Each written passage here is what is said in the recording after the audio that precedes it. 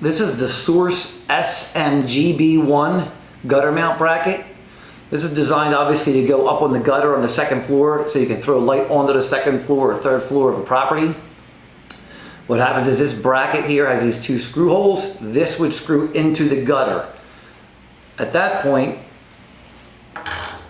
this little adapter would thread on to the threaded fixture. So it threads up on there, locks into place. Once that's locked in, it has a little slit in the side of this lock nut. Once that fixture's in there, you slide it in and it locks into place. Once it locks in, it'll never come off. The only way to remove it is to pull these two spring-loaded pins on the back, and that would open up and allow you to pull the fixture back off of the gutter if you had to get to it. If you needed to mount one of our cast fixtures, we have the set and stake transition here where it has no threads. You would get this transition adapter. It would slide on and lock in with a screwdriver.